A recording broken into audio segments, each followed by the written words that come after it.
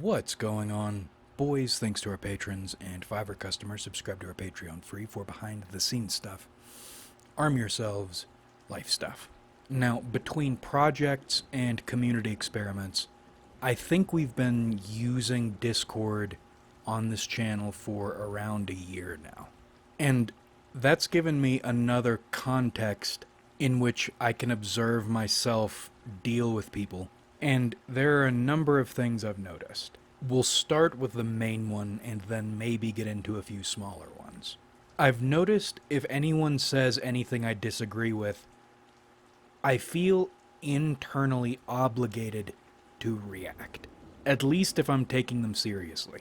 I noticed it later last year, and I think I've figured out what's going on right now. I think my development was the perfect storm of negativity designed to make my nervous system jumpy about disagreements of any degree. Childhood, probably the biggest example. There was one time I put the wrong ingredients or condiments on my hot dog for dinner, and based on the immediacy and hostility of the reaction, you'd think I'd punched a child or something. And when you're a kid, you don't need to get hit. Screaming and threatening is enough to make an imprint in your brain. And that was one example. And the lesson learned was you either go along with whatever's being said or whatever's being done verbally, enthusiastically, and believably, or you keep your mouth shut. And that really did a number on my fight, flight, or freeze instinct. Because even now, if someone comes at me with a lot of hostility out of nowhere, my reaction is either to freeze up and cry or to be violent. Or at least feel violent things. And I've had to do a lot of work to deal with that. And even now, it's still a problem if someone surprises me. But then you get older, you get into YouTube, and at first, when you have no audience, it functions as a decent outlet, a little space in which you can have your own thoughts. But very quickly, you get into situations reminiscent of childhood ones. Different here, because online people don't actually have any power, but your nervous system doesn't know that. It's always sudden, it comes from a lot of people at once, and it's always unexpected to, well, not always unexpected, but the internet is weird. People are weird on the internet. You have no idea what someone or what a group of people will immediately latch on to and get hostile about.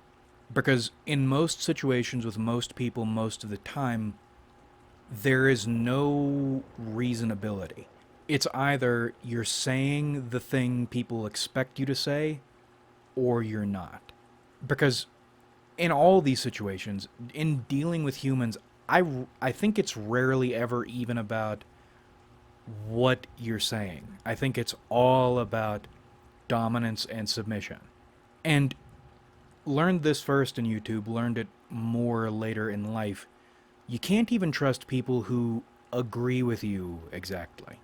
Because most of the time, in my experience, the only reason people are agreeing with you is so they can get closer to you, so they can attack you better and leverage you into doing or thinking whatever it is they want you to think. Correct and incorrect don't matter in this space, in this species. And ideas themselves don't matter. It's all dominance and submission. And I think in all cases this comes out of humanity's concern with power. I'm sure some people don't clock the fact they're doing this when they're doing it. But more, especially today, I think people feel imposed on a lot more than they used to, especially with the internet, especially with the mobs and all this shit. So you're getting pushed in on from every direction, so you look for any direction you can impose on somebody else. Any means you can use to impose on somebody else. And that's another reason I wish the worst on people. I curse people. You get trained for these constant power games. And I don't know about you, but I'm not, at least in my zone, I'm not going to let people do that to me or around me. And it boils down to you can get in line or you can go somewhere else. I'm not tolerating people of other microcultures anywhere near me. Because that's another thing. This is not exactly related to this video, but it is something I've been thinking about. I think a fiction book might have answered one of the issues I've been dealing with. Wanting a place, but not being able to establish one physically, not being able to establish one abstractly or ideologically. In the book, they were talking about levels of loyalty or ranges of things people can be loyal to, or no, it's levels of governance, I think, or what people are loyal to at each stage of civilization. And the point they concluded with was one that I liked when I read it initially, but I think it clicked today, or yesterday actually. The greatest or purest form of loyalty and place is loyalty to individual, which I think is just one level in their system, just one level above anarchy, loyalty to the chief. And I was also thinking about people's roles in society, as in, we talk about, or we fantasize about taking over the world and all this, but the thing about people like that who could actually take over the world, actual kings and queens, or emperors and empresses, is an imperator or an imperatrix usually knows that's what they are very young, and they are naturally inclined toward that stage. Even if they aren't born on that stage, naturally, because it's what they are, they will climb toward it over the course of their life until they're in that arena. I'm not an imperator. You need to be a lot sharper and better at playing social games to do that. That needs to be your natural talent, your profession, and for me, it's neither. Partially a little bit on the professional side, but only a little bit, and I'm not good at it. And I was trying to find reasons to discount myself, but I realized, actually, from a young age, bread and butter, I did tribal chief shit. Small scale leadership, I am naturally inclined to that. Pretty much anywhere I go, I will naturally build a small knot of tribesmen. And it's never perfect because people suck, but considering that instinct is there and considering it happens, or no, I was going in the wrong direction with that. I think it happens at all because smaller scale leadership does align functionally with my values or the way I operate. Which is to say, keep the outsiders out, but then assign high trust to people who are in. And then you are the anchor. You, the uniting individual, are the ideology. That's probably why I'm such a big fan of Mussolini. And another thing on that front is when you're operating on that first level of civilization or loyalty, is you don't need people to understand what you're talking about or to agree with you or for your systems to align. All you and what you're building for yourself and for them need is their belief in you, their buying into you, for whatever reason, as long as that buying in is steal shit. And my brain doesn't like that, but I recognize that this is the way things work. So maybe we can actually build something, but we'll need to triple down on the narcissism to get anywhere. But getting back to the main point, you learn difference is actually opposition, and opposition is everywhere, and if it's not fierce immediately, it will be fierce when you least expect it to be. And in the worst way, you're equipped to deal with it. Almost always. So you start building up your capacity for hostility. And you draw a perimeter and make those perimeter lines very clear. And people will still walk over them. Always. Because this is not about, usually, 99% of the time. This has nothing to do with ideas. Ideas are the medium or the battlefield by which this bloodless dominance and submission shit is playing out. What's being said or what people believe or think they believe, it almost never matters. Okay, because Hylix, the idea that they have ideas is an illusion. Joe Dipshit's capacity for thought is like a horse's capacity to have a mouth, and a horse's mouth has a capacity, or has the capacity, to have a bridle stuck in it. It's not there for what you think it's there for. Actual thinking, planning, strategizing, whatever, or believing even, that's for people who are higher than Joe Dipshit, and probably higher than you are right now. Ideas are nothing in the bigger picture but an avenue by which Joe Dipshit and Joe Dipshits can be controlled. And then you recognize this because you scale down. Joe Dipshit doesn't believe what Joe Dipshit says. It's all about power. Horses trying to mimic bridling other horses. Monkeys humping doorknobs. It's a mess. It's retarded. You really shouldn't be engaging with anybody verbally. It's not a battle of wits, it's monkeys getting angry at each other and like putting their hands on each other's faces and squeezing and shoving. It's dumb. But because you're still a monkey, sometimes you can't help yourself. Or sometimes maybe you need to for some reason. Displays on occasion maybe. Because you're still down in the dipshit trenches. All this to say, I'm not used to having idle, standing, but okay disagreements with people. And I think this is becoming the norm. Right? Because a lot of people will try to do the agree to disagree thing, and that'll work for some people for a little while, until one of them gets angry enough to surprise the other one. And it's when they do surprise them, it's never just a surprise argument, although that could be the case, but a lot of the time people will have one of these agree to disagree disagreements, and then 5 months from now, one will fuck the over royally in material fashion.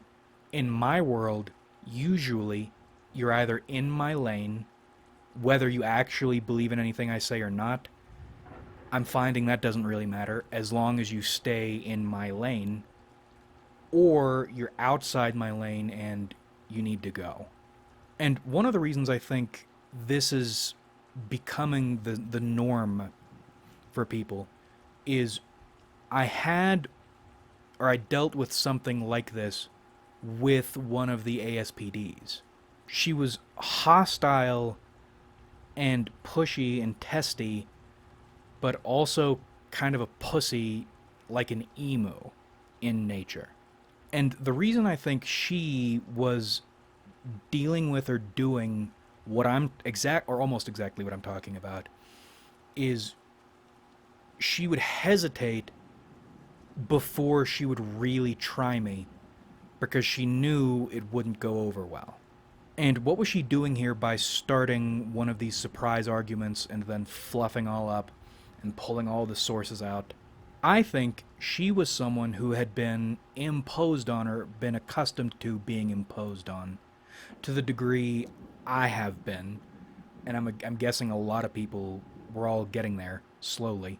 She doesn't want to be imposed on, but she knows we aren't going to agree on something, so she feels I will impose on her unless she imposes on me first. So she runs up like an emu and shits out one of these. If you could embody bark is bigger than the bite in an argument, that's what it is. And then immediately curl up into a defensive ball. Except me, because I'm not I'm not used to dealing with people on this level in which both parties can say whatever they want. It's the internet. There are no real consequences. We're both anonymous. And we're basically eye to eye, which is the other thing that makes Discord as a context, depending on when it's used, unique, at least to me, because in my life, either I'm above someone or I'm below someone. There are not many people I am eye to eye with. So I'm not used to looking at people in this way and myself in dealing with people on this level. So I'm not thinking about what's going on. Well, I know what she's doing. I'm not aware really of what I'm doing. And what I was doing was the verbal equivalent of a chimp grabbing the emu by the neck and shaking the shit out of it.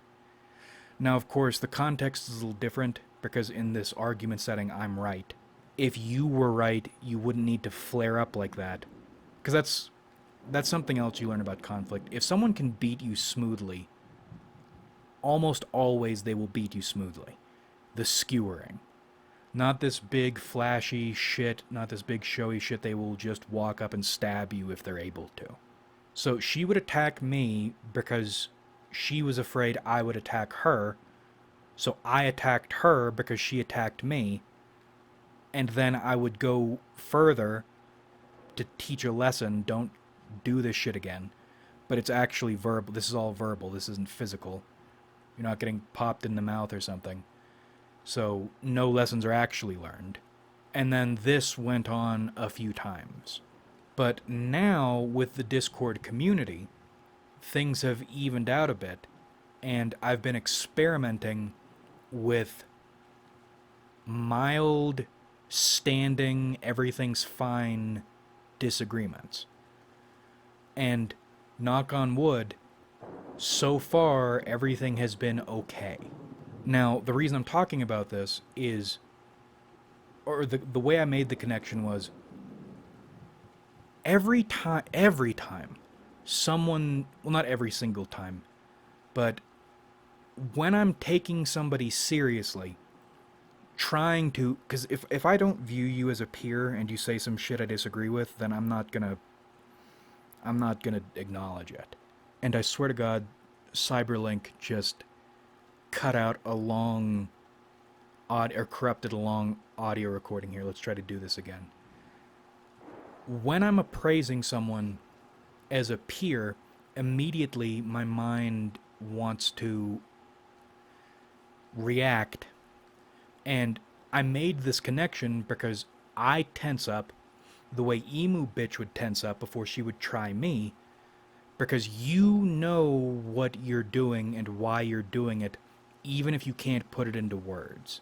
You detect a potential hostile, except in 99% of cases it's not a potential hostile, it is actually a hostile that hasn't attacked you yet, and you are reacting preemptively, or you're attacking preemptively. And you're tensing up because this is the equivalent of poking a rabid dog, and that's what people are, with a stick or a spear. You've learned over a lifetime that with 99% of people, even the slightest indication or scent of disagreement will make things explode. And this is another thing, because I've been working on this. It doesn't always explode, per se. Because of your childhood, you've been trained to perceive even smaller negative reactions or hostile reactions as explosions, even though they aren't explosions. But you are correct in that, yes, even the slightest whiff of disagreement will get hostility. But it's not as big as your child brain is perceiving it to be. But it is there, and it will get there at some point. Now, the difference between what she was doing and what I do sometimes and what I'm doing in the Discord is it feels more like growling than biting. instead of trying to force someone to accept what you're saying, rather state it and be ready to defend it. And that's not something I normally do these days, because that's something that doesn't work most of the time. You need, it's so terrible. You have a bad childhood. It's so terrible how lessons you learn from an unhappy childhood are the way the world works. That's the shit of it. Right? Those are good lessons you learned growing up. The problem is they're pretty rough lessons and you learned them early. But they're right. That's why they're painful. Most of the time you need to keep your mouth shut and go along, or be ready to back up what you want or what you're saying with a gun if you choose to. Because it's disagreement, divergence is hostile. It's a problem. But if you want to build a nation unto yourself, you need people. So you need to figure out some way to deal with people. And slowly but surely we're figuring this out. Within the bounds of truth. No fantastical, the power of friendship beats everything shit. No kindness shit. This is all calculated. And how do we do these calculations? We'll get into the smaller lessons. Well, we talked about one earlier. People irrationally will like you or believe in you more than you think they have any reason to. And if a person believes in you, then, and actually believes in you, then that feels, I said earlier, my brain hates that shit. Because it's so irrational and there's no way to track it or to measure it. But as long as somebody buys into you, then that's a good thing for whatever it is you're trying to build.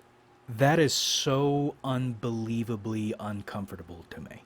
But anyway, other things. Other ways of evaluating people.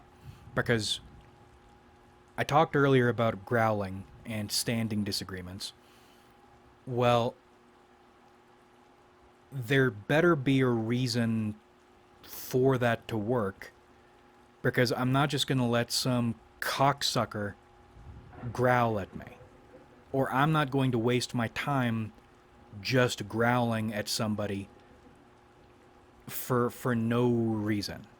And I think what makes standing disagreements possible, another thing, is value propositions. We'll go through the 3 heavy hitters because they help me make my point. And we'll start with the highest value. Number 1 is really good at making money and can explain it using teacher speak. Very similarly to the way you learn a language in school. And before we go deeper into this, I want to mention another thing. Because we are loosely firing up the basement typology lab.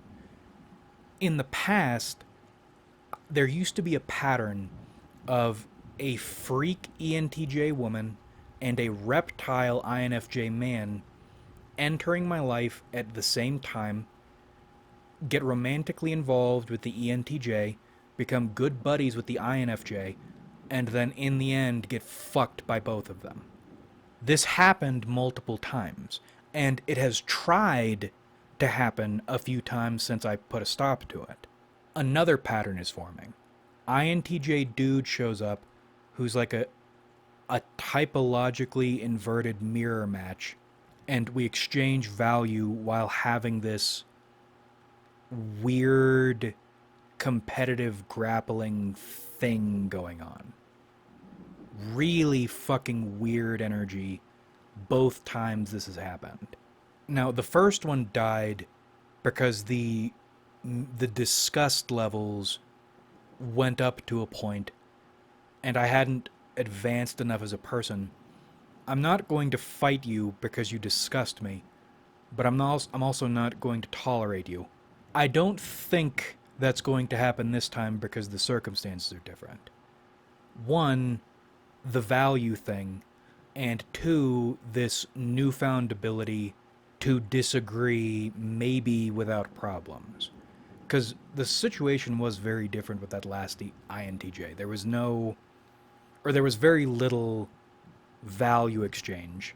And it was more like the emu situation, in which one would impose on the other's ground and then cause retaliation. The other would impose on the other's ground and then cause retaliation. But that all ended because he was doing shit he knew, well, not he knew he should feel ashamed of, he was ashamed of.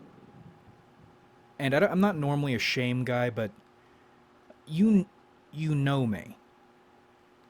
How do you, okay, I'm a child of a mixed couple, and I don't look like my father. And that was made my problem, is still my problem. How do you expect me to react when you tell me you'll fuck this other raced girl, but you don't want to marry her because you want your kids to look like you? And then tell me that with this shameful thing, wanting for, how do you I'm not here to forgive you, or I'm not here to make you feel okay for doing things you internally know you shouldn't be doing. And this is after a long line of doing really fucked up stuff, knowing it's fucked up, but also not owning that it's fucked up. Because that's another thing. I don't care. I really don't care all that much if someone is doing horrible shit, as long as they don't expect me to, I don't know, to make it okay for them. If you're gonna do something fucked, own that it's fucked. Anyway, that's what this number one dude is doing or shaping up to be. Not that, but the weird INTJ inverted mirror match info exchange thing. This is feeling like a pattern. And of everybody, he has the most room to have different opinions or draw different conclusions because he is the most valuable. Possessing the most valuable insight and possessing the linguistic abilities to communicate it well. And I'm beginning to think that's the way actual captains maybe should work. Valuable enough to be elevated, but also on board enough to be trusted to go and be and do beyond the pale. Which, historically, I don't remember if this is Ireland or Scotland, it's in one of those fucking backward countries back in the day. I don't remember which nation did this. I'm going to assume it's Rome. They build these... Oh, fuck.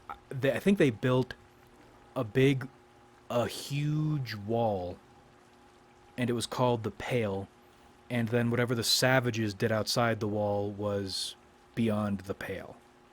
I'm not going to look it up. I like calling Europeans backward. But see, that's another thing in all this, and we'll get deeper into this when we get to another one of these captain level people. It's key that it's disagreement, not imposition. And it's crazy to me that people aren't sensitive enough to tell the difference. It's like a respect thing. Some people are well tuned to the respect world. Other people are not tuned to it, or attuned to it, and they act like it doesn't exist, but it does, because they are operating on the respect-disrespect frequency at all times, usually on the disrespect side, and they're acting like they aren't. Maybe because they've never had a reason to need to care about respect or disrespect, or whether or not they are imposing. An example, let's imagine hypothetically we are on an offshore drilling rig that we have repurposed into a base, and it is pouring down rain. And I've just elected to exile someone who did a bunch of fucked up things. On the respect level or on the imposition level, it is okay for a captain level person to say that they were fond of the person they are, or we are, or I am exiling. And you wish it didn't have to be this way. That's perfectly fine. Not fine to say you shouldn't exile him. And in a scenario like this, what you can and can't say comes very naturally to me if I were one of the followers in this situation. But that's not the case for a lot of people. It seems like a lot of people don't know how to navigate a situation like that properly. No sense of it. Whereas to me, that comes very naturally. And so far, I don't think... Well, no, there was one instance with another person, but we'll get to that. With number one here, I don't think there has been one instance of either of us going over the line into imposition either way, which I am very much not used to. I'm not used to people operating on this level. Actually, I'm closer to the wrong in any potential wrongdoing, because a couple times I've gone into BPD mode and given extensive opinions about orientation, goals, etc., without going over the "but you better do that instead" line. But actually no, because he's done and said some testy shit. But again, that line hasn't been crossed, because I'm very sensitive to any crossings of that line. That's why the one possible crossing that has happened so far, I remember it. Like yesterday, I remember it. Anyway, wrapping up this first individual, you can have a say if you make yourself worth enough to have a say and you know how to say it correctly. Now, we get into person number 2, valuation. Oh, and with person number 1, let's say that those abilities equal up to 20 points. Now, person 2, you're a woman and you don't immediately infuriate me. That's plus 5 points automatically. And I've thought about this, but this has been a long-standing fact. If you're a woman in almost any situation, and you aren't immediately infuriating, you get 5 points just for being there. And that's unfortunate, that's probably sexist, that's weird, but it's true. And the thing is, the not immediately infuriating part is very important, because with women it can go either way in a hurry. I think to dudes, maybe not to dudes who are very kind, Christianly dudes, or atheist dudes who like fedoras and love women, respect women at all times, they probably don't think this way, but I think for me, and maybe the smallest minority of dudes who could possibly exist, a woman who is mildly annoying becomes, at least in our minds and in our hearts, extraordinarily annoying and also probably challenging. Not just because of our perception. Also, in fact, in my experience, you can smell very quickly whether or not a woman is going to be an immediate problem. Now, every woman is going to be a problem of some degree eventually, but if they aren't going to be a problem immediately, that's a big deal, and you can work on the issue when it arises later. A woman who is not immediately infuriating is on the same level of a dude who's pretty cool and maybe drives a neat car or knows how to play pool really well or can do like a coin trick with his hand. And this isn't even a woman who's cool, by the way. This is strictly a woman who is not immediately causing problems. You get points for existing. And we have an example of that. One of the mid-level members of the Discord is basically exactly that. A woman who is not immediately fucking infuriating. And that's because I like that watering hole thing we came up with a while ago.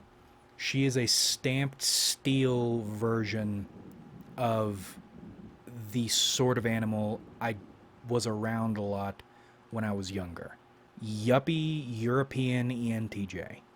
And actually, she gets one extra point because she contributes interesting stuff sometimes. But back to Captain 2. Ideologically rhyming. That's 10 points. And even though I'm trying to get away from needing someone to think similarly to the way I do, to feel comfortable around them or to rely on them, it's still important to me. As an example, one of my favorite people around the channel, whom I am happy is able to be one of my favorite people around this channel, is one of the $10 patrons. We haven't interacted very much, which I think is a good thing because I know how I am, and I get the sense he knows how I am. So thank you for your discretion. But the few times we have crossed paths, that's another one who at least seems to align ideologically with me. That is really important to me because for some reason, well, no, it's not for some reason as if this is some unbelievable thing.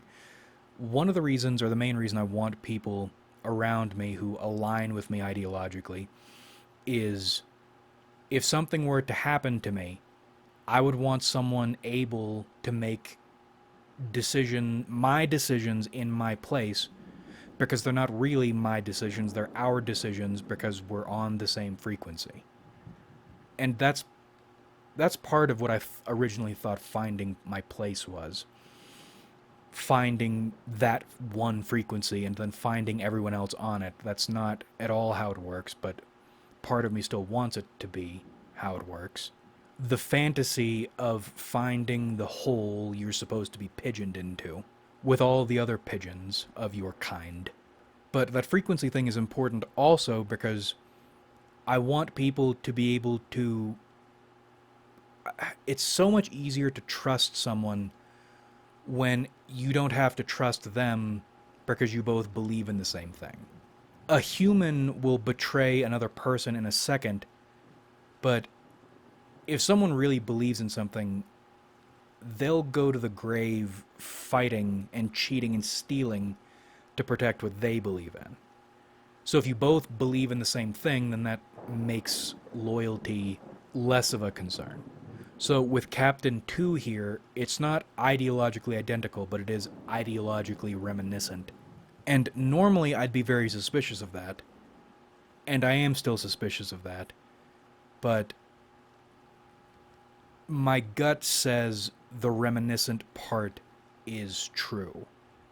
Like with that ASPD INFJ who kicked off the INFJ arc, when she tried to snipe me in terms of aligning belief systems, she pulled fascism out of her ass, and I knew immediately that was bullshit. But with Captain 2 here, I've seen the thesis defended independently enough times. If that's wrong, or if I'm wrong about believing in the reminiscenceness, then I'll have to learn the lesson the hard way here. Oh, and then we'll add some more smaller points. Librarian / media archivist, good for recommendations or insight, 1 point. Something weird going on there magically that I'm still trying to figure out. And in general, a fun mystery to pick at, 1 point. Which is another thing I'm paranoid about. You ever worry about that, the way sometimes you'll meet people earlier in your life and they'll give you an insight into yourself that is so cutting in that moment, and then for the rest of your life you go back and think about it. This ENTJ dude told me one time, I think when I had just gotten into my 20s, and he told me that Socially, I am transient. He can smell it on me. He can read it in my body language. I don't get connected to people. Something makes me not want to be connected to people. I'm always ready to move. And I hadn't really made that revelation about myself, but I knew he was right the moment he said it. But I still go back even now, all these years later, and think about that. That INFJ woman telling me that an easy way to control me is to present or to be an interesting mystery, and that's all. That is all, and then someone has power over me. That's a fear. And just the whole concept, saying it logically, rationally feels ridiculous. One of the reasons someone is high up in your hierarchy is she has a vagina and she's interesting to pick at sometimes. 6 points, that's distressing. That's like what Patrice was saying about how, or on Opie and Anthony, this intern who is hot just because she's hot can walk into a room of millionaires and be a peer. That's concerning, especially considering what the cards had to say. And I was thinking about this too. The Four Horsemen. I feel like we're doing this in reverse. I think that INFJ was death. That was the first horseman that was supposed to, when death I think is supposed to be the fourth horseman. Then there was pestilence, and I drew a card for this bitch day one as a joke, and the card called her debaucherous, degenerate poison. And that is exactly what she turned out to be. Pestilence. This one feels like war. I don't know what the deal is, but the cards say she's a problem too. But it hasn't happened yet.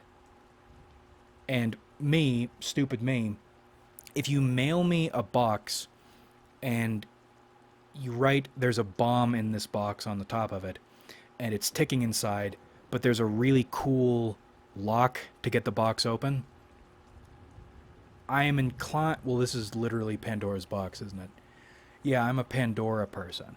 I'll pick the lock and blow myself up almost every time. That is a lesson. I've gotten better about it on smaller stuff, but not always. And it's uncomfortable, but you interrogate yourself.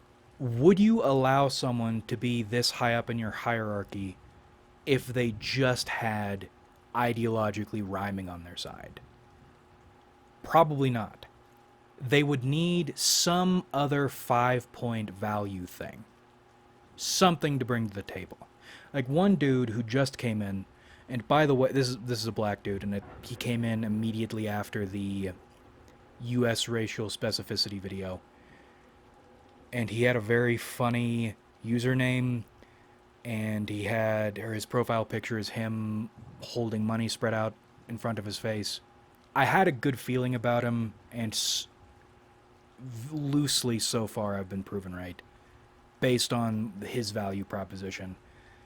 However, Jesus, dude, I was somewhat looking for a black ambassador for the channel, so that sounds so bad, but American black dudes, I can ask about black shit and get insight directly, but black specifically, not just black skin, you know what I mean. But that would be like, there was this black dude who was going around back in the day, like Cold War shit, disarmament, defusing clans as a black dude in a positive, friendly way and making progress. Okay, that would be like him wanting a white contact and the dude shows up in full clan robes. Holy shit. Yes, that is what we're here to do, but that's like Ramirez, Modern Warfare 2, first day you're deployed, you're in the middle of Humvee minigun combat. Anyway, his value proposition was exorcisms, because that's something we do. We ask people what's something they know a lot about, and most people have nothing, and that's fine. That's why we have their levels to this shit. But his value proposition was, at least in my estimation, an actual value proposition. That's interesting. If that dude rhymed with me ideologically, then he might go up into captain category eventually. But this video is lessons from Discord. We already kind of knew this, but this is probably the clearest example of it. You need to be aware of how much weight a woman who doesn't immediately suck, who isn't immediately infuriating, can attain just by not being infuriating. Yes, the ideologically rhyming thing is important, but the existing as a woman who isn't infuriating is also part of it. And we have an example of why that's not the entire thing, but the fact that it's anything is something you need to be aware of. And that's because not only were the cards repeatedly, one harsh warning, and then basically radio static, like some interference shit is going on. And that's odd to me, because the cards are usually pretty accurate. Whereas with Captain number 2, it's like repeatedly the cards refuse to say anything other than she's going to be a problem. Maybe not for you, but for somebody. Problem. War problem. And then we get into Captain number 3. This isn't really a lesson from Discord, but we've gone through 2 of the captains. Let's do the 3rd. Or wait, no. Captain 2. That was the closest to a line crossing. This was when Pestilence switched up and went from being very positive and warmly positive and helpful for a while to maniacally, hysterically, unreasonably opposed all at once. And she said something about, you shouldn't make people afraid to speak up. Which, by the way, you should be afraid to speak up only if you have no value proposition, or you aren't bought in at all, you're a tourist, or you aren't ideologically aligned whatsoever. If you have any of these points, then you don't really have all that much to fear. And on top of that, why would you be afraid anyway? This is a Discord community for a nano channel on the internet. Why is this something you care about? It's something I care about because this is my life, but why is it something you care about? Perfect example of this, by the way. There is one other mid-level person in the server.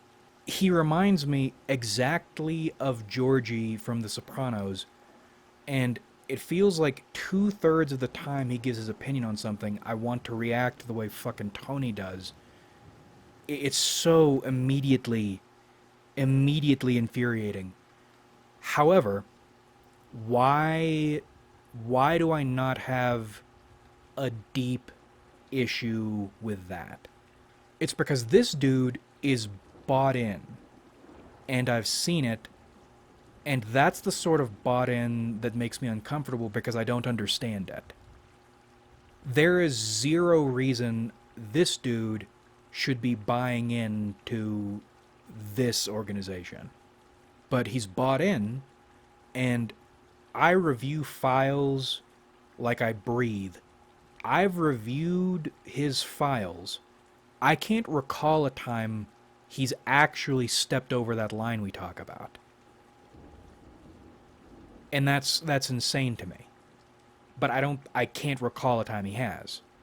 He regularly says shit I deeply disagree with, and it's infuriating that someone with this value system is bought in. but he hasn't fucked me the way that sort of person usually tries to fuck me. And that's what I mean by speaking up. Or not, if you're the right sort of person, you really have nothing to fear. If you bring something to the table, anything to the table, and you're even mildly bought in, you're fine. As long as you don't overstep.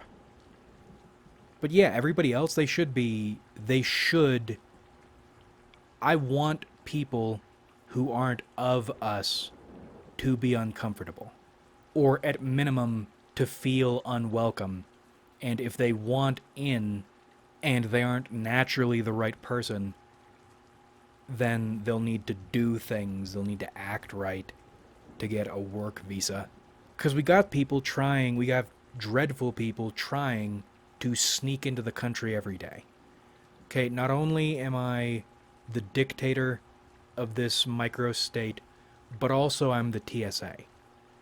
And I'm on the front lines defending myself against people who want to do harm to me. Anyway, Pestilence got bitchy about the way I deal with people.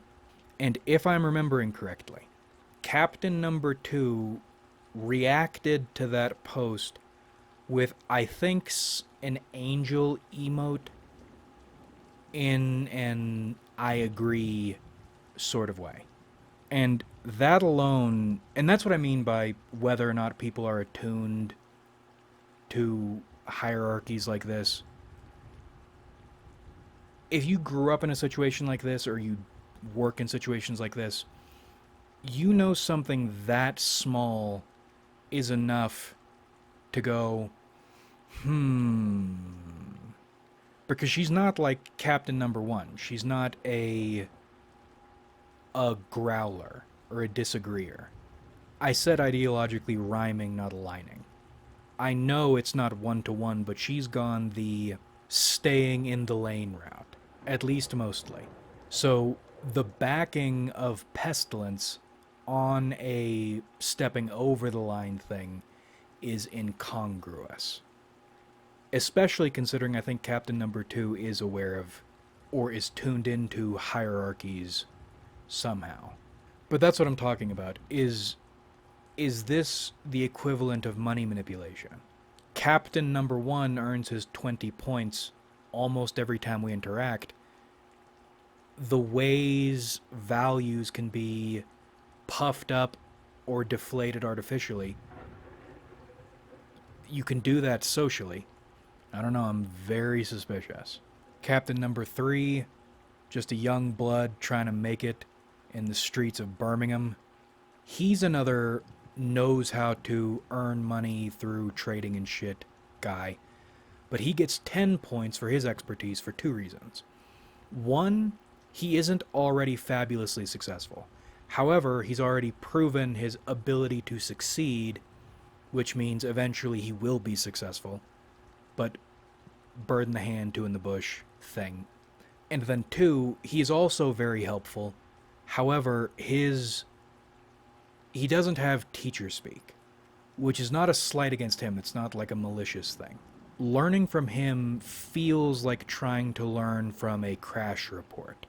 I am following sometimes, but I don't have enough ground underneath me to do anything with this, at least yet. And then on top of that, it seems like trading... No, it's not just trading. This is everything. It seems like every field of study or every profession, it's not like it's just this one profession. Within this profession, or under this profession's umbrella, there are hundreds of martial arts schools. Like with typology. Not to toot my own horn too much, but I am a rusty master of a school of typology I built. Captain 1 is an insight, intuition, mysticism trader, which is probably what I'll end up doing. I don't know, because I don't have enough ground underneath me yet, but I think that's what I'll end up doing. Captain Number 3 is a systems mechanicus type trader. Really cool, really good to know, excellent resource to have around, but it's something I'm not good at explained in a way I don't understand yet. So, again, this is not a slight against Captain Number 3. I'm not at a level yet I can use him well, which is unfortunate, but there's not a better way to put that because that's the way it is. Everybody's using everybody else at all times. That doesn't mean it needs to be unpleasant. I like I like when people are transparently benefiting from one another because I trust that. And then the additional 5 points. The true cincher. Dude's a janitor. And what a story that is, by the way. Janitor by night, day trader by day. Grinding from the bottom up to the top of the world. I'm very sympathetic to that because I don't talk about it a ton anymore. But when I first moved out to where I am now, I started as a janitor. And janitorial work, it's like a creed of janitors. Kind of reminds me of truckers, actually, even though truckers disgust me a bit. Not all janitors or truckers or whatever other tradesmen get along or all see eye to eye or are all in some big union. But our work makes us all aware of something or an aspect of life or an aspect of humanity a lot of people aren't aware of. So, united in insight, let's say. And in some cases, or in a lot of cases actually, that sort of exposure can lead you to develop in certain ways or become a certain sort of person. Every janitor I know I've ever dealt with has been on some actual Fight Club shit. Actual Tyler Durden shit. Janitorial work fucks with your head after a while. I actually liked doing the work for the most part, but it does something to you with how disgusting people are on one hand, women and restrooms especially, like tampon arts and crafts projects in really nice restrooms too. It's fucking disgusting. I don't know how to explain this, but janitorial work, even if you enjoy it, which for the most part I did, it makes you acutely aware of the way people are, the way power works, the way society is structured. Same way I recommend anyone do YouTube for at least for a while to get a feel for it, and then maybe you can know what I'm talking about. I think everybody should have to do janitorial work at least for a while. It does something to you. Same with retail work. Everybody should have to work at least one shitty retail job for a while. So you have perspective on the way our world works. But especially janitorial work. Anyway, this dude, cool narrative, janitor. So, is this like how black people feel when they meet each other? At least in white areas. In black areas, I know you guys scare one another. So for Captain 3, Clean 15. This was a long-ass video, and I didn't intend it to be one. All these lessons from Discord, I didn't number them well, but I hope you can feel from watching this video that we've learned a lot. And all we've learned is associated with dealing with people and how people work in groups. And we've also learned how, or at least maybe the way, we can build the little lives we want to lead. And it's all about me. It's all based on me. From here on out, if you're buying in, I am the state. In your mind, you 20%, don't think of me as a person. Think of me as a burgeoning government. A system under which you can live, baked into one person. We'll never take over the world. will never fix this country, but we still, on our small level, using me as the anchor, we can maybe build something. We're not to the point we're doing the Full Metal Jacket yet. I don't want, need, or expect you to obey my orders as you would the word of God, although maybe we'll get there one day. Thulsa Doomass. Rather, experiment with having faith in me. Try believing in me blindly and irrationally. Consider giving me your money. Also, for tracking purposes, or rather for proximity purposes, maybe start getting your name around. However, you're probably retarded and you'll piss me off, so the best way to do it is to join the Patreon as a free member.